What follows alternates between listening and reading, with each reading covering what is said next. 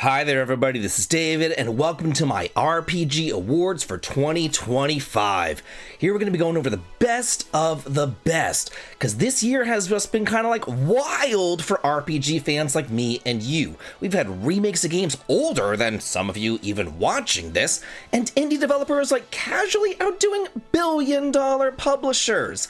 This was definitely the year that old legends got their groove back, new IPs proved that turn-based isn't dead, and the year that mobile games crashed and burned. So now they're being remade as console games.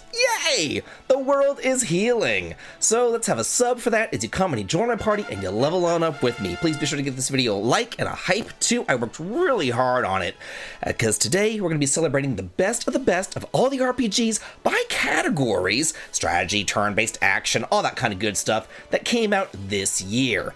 And we're going to be kicking it off with one of my favorite genres, strategy RPGs. And we have a lot of nominees for the best one of the year, starting with Final Fantasy Tactics, The Ivalice Chronicles. Here you're reliving the legendary war of Ivalice, where strategy meets betrayal and every move can rewrite destiny. The 100-line Last Defense. Take a desperate stand at the edge of annihilation, where every choice leads to a different outcome and a different ending. And Those Who Rule. Power isn't earned, it's taken, and in this kingdom, only the ruthless survive. So who's the winner? The winner is Final Fantasy Tactics: The Ivalice Chronicles.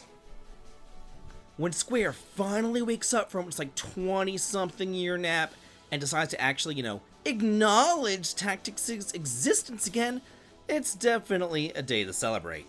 The tactical genre as we know it really does owe its entire existence to this game. Others did come first, like Shining Force and Tactics Ogre, but the fact that we still use a PlayStation game that came out back in 1997 as the measuring stick for every other strategy RPG that came after really does just say it all. You can't talk about grid-based combat without somebody whispering, "But it's no Final Fantasy Tactics," like a ghost in your ear. The strategic depth, the political drama, the soundtrack, the intense job system, and the challenge, it's all unmatched. This year is the sort of game that has stood the test of time, and now it is back, and better than ever. Moving on from strategy, let's go on over to the best action RPG of the year, and the nominees are Eden's Zero. A cosmic adventure where friendship, freedom, and gravity-defying battles collide across the stars. Tales of Xillia Remastered. The return of a beloved journey of dual heroes, timeless bonds, and a world torn between spirit and science. And Shrine's Legacy. A heartfelt throwback to the golden age of SNES RPGs, where two heroes fight together to save their village from the darkness. And the winner of the best action RPG is Tales of Xillia Remastered. This one was a tough one for me, mostly because I didn't want to give this award to a remaster, but I also really couldn't in good conscience give it to something that just wasn't up to snuff and as good as Tales of Xillia either. That's not to say that Eden Zero and Shrine's Legacy are bad, it just goes to show how good Tales of Xillia really is. The combat is just as good as it always was, and the world kind of has this dark autumnal feeling that really gives it a very unique flair that a lot of other RPGs just don't have. And it also offers a ton of replay value as you can choose between two separate heroes and play through the storyline complete with separate scenarios. Not only that, scenes that were previously censored in the original version have been restored, and I am just loving all the attention that the Tales series has been getting lately. And of course, it wouldn't be complete without this trifecta of turn-based RPGs being represented too, and the nominees for them are Octopath Traveler 0. This is so much more than a port of a mobile game. This here is actually the longest Octopath entry yet, with the most characters, jobs, and stories that you've ever seen. Clair Obscur Expedition 33. An absolute breathtaking triumph from a brand new studio who proved that new ideas and new settings always work. And Dragon Quest 1 and 2 HD 2D Remake. These are the legends that started it all, reborn and retold from the ground up. This here is not your great-granddad's RPG. And the winner of the best turn-based RPG is Dragon Quest 1 and 2 HD 2D Remake. These two games here are basically like the Old Testament of RPGs. Before complex systems and cinematic storytelling, there was just you, a slime, and a dream. The modern re-release makes them playable again without turning them into something that they're not, They're still simple, classic turn-based fun, and it's here to remind you that good design and classic gameplay never ages. These are classics for a reason, but now they are punched up for the modern age, with tons of new additions, new dungeons, new party members, new equipment, new places to find, and really like a whole new world to explore in the second game. They took the black sheeps of the series and turned them into white knights. We've definitely had some series rise up from the ashes this year, and I think that is just spectacular. So the nominees for the best series revival are Fantasy Life I, The Girl Who Steals Time. The cozy life sim returns with time travel, charm, and that signature level 5 magic that we've missed for a decade. Suikoden 1 and 2 Collection. Two of the most beloved RPGs ever made, restored and ready to remind everyone what real world building looks like. The Lunar 1 and 2 Collection. The return of classic tales of love, destiny, and Silver Star Adventure, shining brighter than ever before. And the winner of the best series revival is Suikoden 1 and 2 Collection. There's just something a little bit spiritual about seeing Suikoden alive again.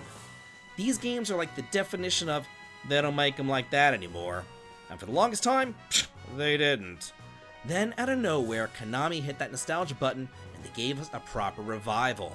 The dual narrative war story, 108 Stars of Destiny, the political intrigue, this here is still one of the best written, most emotionally charged RPGs ever. And the reception for this was so great that Konami decided, hey, let's give them even more Suikoden. Let's revive this series. And now we have Suikoden Starleap right around the corner.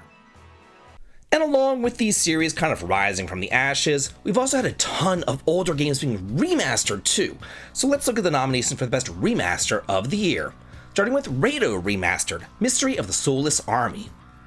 Originally released back on the PS2, unfortunately this was largely ignored back then, but now it definitely has its chance in the sun. Tales of Grace's F Remastered. This is a great tale of friendship across time, and I love games that show your characters growing up, and this here is one of the best in the series. Atelier Ryza Deluxe Trilogy. Speaking of games growing up, the Ryza trilogy takes place over many years, showing how the residents of Kirkin Island grow and change. And the winner of the best remaster goes to Rado Remastered, Mystery of the Soulless Army. Okay, SMT, Devil Summoner, Rado Kuzunoa back on the PS2 was like the weirdest, most stylish noir RPG that, nobody played. But this remaster finally gives it the respect that it deserves. And in a year with, a ton of remasters out there, why did this one win? Well, let me just tell you why. It's because they didn't just pump up the graphics, they pumped up everything. This remaster fixed the clumpy combat, it cleaned up the visuals, and it made summoning demons feel smooth as jazz. You're like a 1930s demon summoning detective with a fedora, a katana, and an army of demons, and you're not afraid to use them.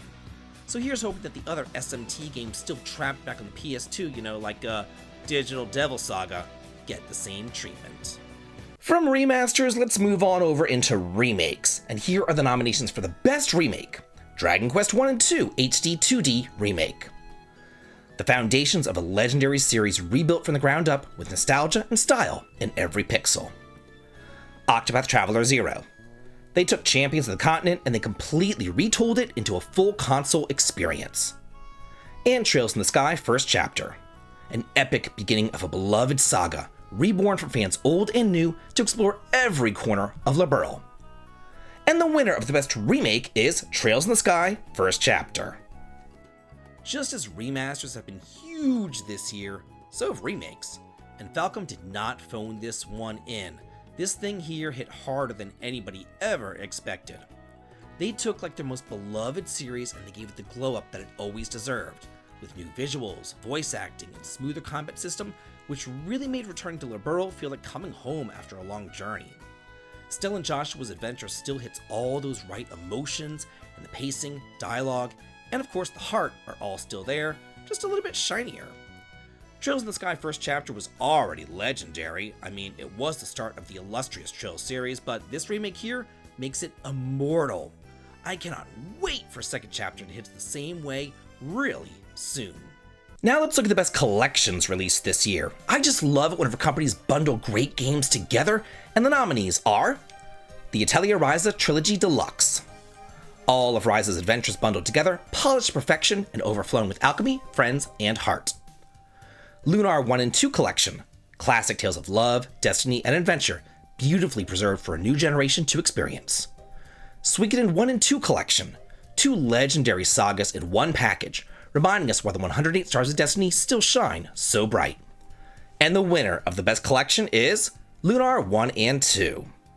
Whereas Konami was busy reviving the entire Suikoden series, the same thing doesn't seem to be happening for the Lunar games, but I am super happy that this collection is here nonetheless. I still think that the first Lunar game was the best game on the original PlayStation, and both these games back there are super rare and super expensive, so it's really nice to have them back here in the modern age, and they're accessible and, not hundreds of dollars either.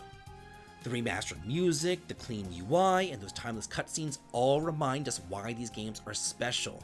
They're romantic, adventurous, and just unapologetically 90s in the best way possible. This here is some comfort food RPG energy at its peak.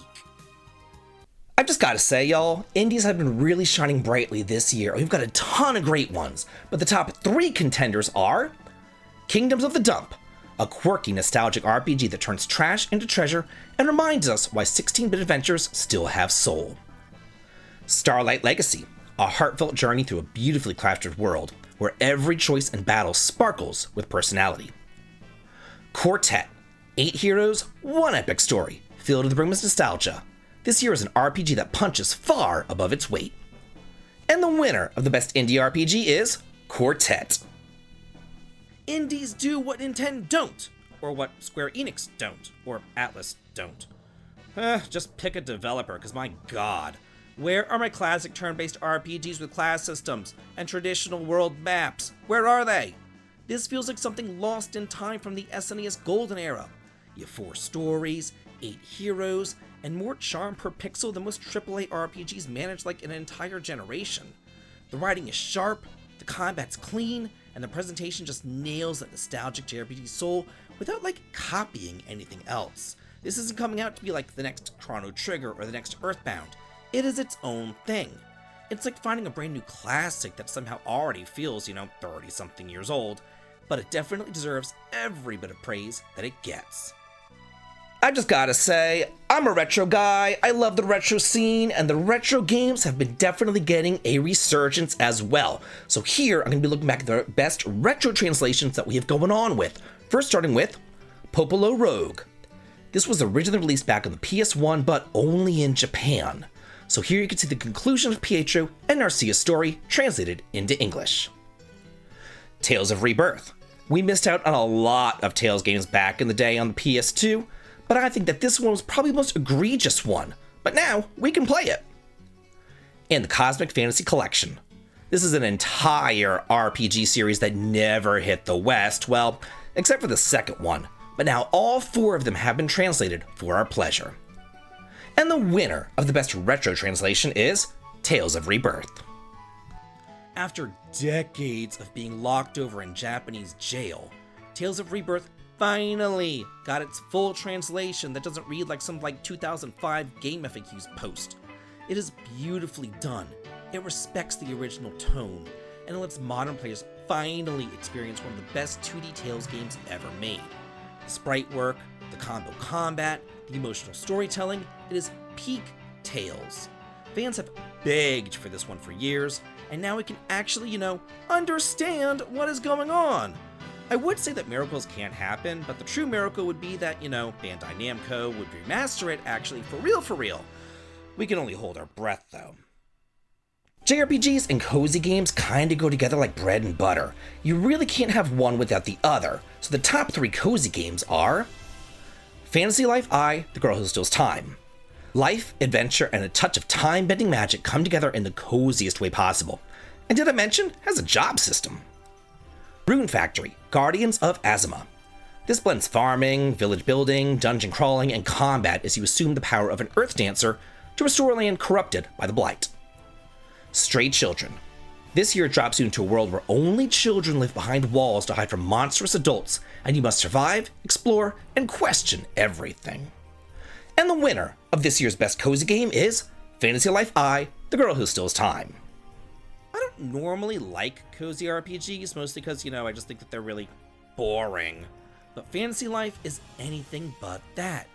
This here is what happens when you take a cozy life sim RPG, put a little Red Bull into it, and, give it a sword. Level 5 is really back with a vengeance. They remembered what joy feels like, and they built an entire world around it. You can fish, cook, craft, or just, slay dragons and vibe to one of the most absurdly cheerful soundtracks in RPG history. And even better, they were so smart to add in Ginormousa. So even if you don't want to do like the main quest, you could just kind of fool around in there and chill out and explore it for hundreds of hours. This is the game that never ends. Now don't get me wrong, I love my linear RPGs, but every once in a while, I just kind of want to lose myself in an open world. So here are the nominees for the best open world RPGs. Xenoblade Chronicles X. We all know that Monolith Soft does not miss, and here we get the definitive version of this Wii U epic, where you explore 5 continents in huge open zones and pilot giant mechs across the world. Atelier Yumiya. How Atelier went from one of the most linear games ever made to one of the most open world games ever made could be a case study. This here is really Atelier meets Xenoblade. Octopath Traveler 0. You might not think of Octopath as an open world RPG, but it really is. The only thing that's stopping you from exploring the whole world is pretty much your level and your sheer determination. And the winner of the best open world RPG is Xenoblade Chronicles X. Well, the first Xenoblade introduced us to open worlds and JRPGs back on the Wii. X really perfected it. While many modern RPGs are obsessed with holding your hand from start to finish, Xenoblade Chronicles X takes a whole nother route, and they say, here's an entire alien planet, have fun, and good luck not dying. Exploration here really feels like exploration. The scale is unreal, and flying around on those scales feels great, and the sheer freedom that you have running around is unmatched. Every cliff that you climb and monster that you attack is a story waiting to happen. This here is the one open world that makes you feel small, but still in the best way possible. We have seen a ton of standard RPGs that everybody knows, but what about those hidden gems? Let's talk about the best ones here. Eden Zero. This is a sprawling open space action RPG based on the anime, where you explore vast planets and fly all over the place while wrecking face. Those Who Rule. Here we have an indie tactical RPG where positioning, unit roles, and moral grade decisions matter almost as much as your sword. Madao Monogatari, Fia and the Wondrous Academy. A quirky dungeon crawler RPG where Fia juggles spellcasting, friendships, crazy teachers, and all while trying not to flunk out of school. And the winner of this year's best hidden gem is Madao Monogatari, Fia and the Wondrous Academy. It isn't every day that, Idea Factory, of all people, puts out an actual good game, so I definitely had to highlight this one. I was shocked! This is like discovering the missing link between old school dungeon crawlers and modern JRPGs. And this series, if you haven't heard of it, actually has a really long history, going all the way back to the early 90s, but most of them stayed in Japan, unfortunately. It's a good thing that we got this one, though, because it's colorful, weird, and really funny. You play as this magical girl and her little friends as they deep dive into the dungeons of the Academy to become the best witches that they can be. It's charming, it's bizarre, but it's endlessly replayable. This is kind of hidden gem that makes you feel like you're the only one on Earth playing it. The only one besides me, but then there's you playing it. That's a good feeling to have. Okay, we've gone over some great games so far, but what about the not so great ones? Here's this year's biggest disappointments. Trails to Daybreak 2. Man, y'all thought that Cold Steel was slow? This one here takes the cake. The story could tranquilize a dragon. Falcom could do better, and they have. Pokemon Legends ZA. How could Pokemon just evolve backwards? This is empty maps, dull missions, and graphics that look allergic to modern hardware. Lost Soul Aside. After nearly 10 years of hype, we got A tech demo pretending to be a game. It's pretty, but it's also shallow and buggy enough to make your PS5 sound like it's crying out for help. And the winner, or the loser, of the biggest letdown is Trails Through Daybreak 2. This here is the kind of sequel that makes you question if the developers even liked the first game. They took everything charming of the original and they replaced it with, not a whole hell of a lot. Normally, it's the first game in a Trails arc where, nothing really much happens because they're too busy introducing you to the world and the party members. But they did a whole lot more in the first games because they let us collect 7 of the 8 Genesis in that one. So then, the second game, that should be more of that. But instead, you just get the one final Genesis. That's it. Because the whole game is Groundhog Day as you die, do it again, die, do it again, die, do it again. It's so predictable and boring that by the end I just couldn't wait for it to be over. I felt like offing myself. Man, good thing Falcon was moving on to the conclusion of this series. Okay, let's be positive again and look at the biggest surprise. The game that I didn't think it was going to be all that great whenever I picked it up, but then I played it and whew, it really was. And the nominees are Atelier Resleriana. After that mobile game crashed and burned, Gus decided to make the most of the situation and turn it into a console experience, and this here is definitely solid. Octopath Traveler 0. Just when you thought that the Octopath formula was set in its ways, this prequel comes around complete with customizable leads, dozens of recruitable characters, and a town building system. The 100-line Last Defense Academy. A mashup of high school visual novel and tactical RPGs that seems niche, but somehow pulled off 100 different endings. This here became one of the sleeper hits of the year. And the winner of this year's biggest surprise is Atelier Resleriana, The Red Alchemist, and The White Guardian. Do not be confused.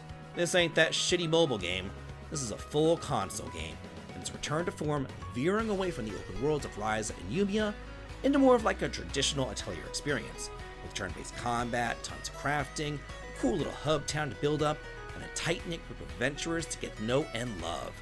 Not only that, this is a love letter to fans of the series, as past party members and alchemists wander on into your world and settle on down into your town. It's an absolutely beautiful game, and I am super happy to see that Gust's mobile game crashed and burned like it deserved, whereas their console game took off like a rocket. Yeah, I'm small and I'm petty, and I definitely find joy in things like that. And now, the category that you've all been waiting for. It's my game of the year! The best of the best, the cream of the crop, and we've 6 nominations for this category, so let's hear them. Clair Obscur Expedition 33. A breathtaking turn-based RPG set in Belle Epoque fantasy, blending classic turn-based combat with real-time flair. Dragon Quest 1 and 2 HD 2D Remake. The legendary first 2 entries of the Erdrick saga reborn with added story content, and a nostalgic yet refreshed experience. Octopath Traveler 0. A bold evolution of the Octopath formula. If you thought that it was stale, it is totally different now. Trails in the Sky First Chapter. The foundational jrpg that introduced a deep world and characters, now reset for a new audience and polished for modern play. Final Fantasy Tactics: The Ivalice Chronicles. This genre-defying tactical RPG made whole again with modern quality of life enhancements to really bring it up for a brand new audience. Quartet, a charming indie throwback that nails classic JRPG structure with modern polish, proving that heart and mechanics still matter. Okay, y'all, let's get ready. The envelope that's not here is about to be opened, and a champion will be crowned, and the winner of my game of the year is Clair Obscur Expedition 33. JRPGs seem to be wrongfully accused of always being the same and ever changing, never wanting to step out of their comfort zones. But Expedition 33 broke that comfort zone, smashed it down, and is all the better for it. This game honors all the games that came before, with turn-based combat, dodging and parrying systems, set job classes, and characters that you really will get to know and actually care about. They are not walking anime cliches. They act like real people with real adult problems, life or death problems. And this tells a story that no other game has ever told before. Seeing the voice acting, and the emotions during the cutscenes just sent chills down my spine. The combat was exhilarating and challenging while still being fair, and the zones were just like jam-packed with all sorts of cool treasures and secrets to find. Not to mention, a traditional world map. I love it! Not only did this honor all the games that came before, but it's also showing other games what they could be as they come after. But wait, I'm not done here! There's actually one more category, and it's the game that I'm most looking forward to, and I got plenty coming out in 2026, starting with The Legend of Heroes Trails Beyond the Horizon. The next chapter of the legendary series finally moves the story along towards the long-awaited conclusion. With this, it should be 90% done according to the President Kondo. The Adventures of Elliot, The Millennium Tales. This here is Square's answer to Zelda that channels the nostalgia of classic action RPGs, lets you wield 7 different weapons, and partners you up with a fairy sidekick on a time-spanning quest. And Dragon Quest VII Reimagined. Here's the long-awaited reimagining of a cult classic, promising full voice acting, a fully reworked story, streamlined mechanics, and a brand new job system along with much faster battles. And the winner, to no one's surprise whoever watches this channel, of my most anticipated game that I'm totally looking forward to is Dragon Quest VII Reimagined. I played the original game back at the PlayStation more times than I can count, even though this here was like an easily 200-hour game. I just love this game that much. Now, they did try once to streamline this monstrosity back on the 3DS, but there they still kind of kept the bones of what made it Dragon Quest VII. This time though, they seem to be like really going in and both trimming the fat while simultaneously adding in more content that actually, aligns with the storyline, instead of just, having random soap operas in town of people falling down the stairs or getting in love with their maids.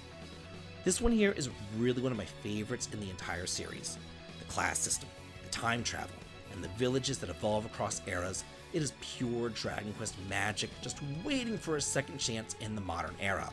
And if they do pull it off, this here could be the definitive version of one of the most ambitious RPGs ever made. And that there is why I'm looking forward to it so much.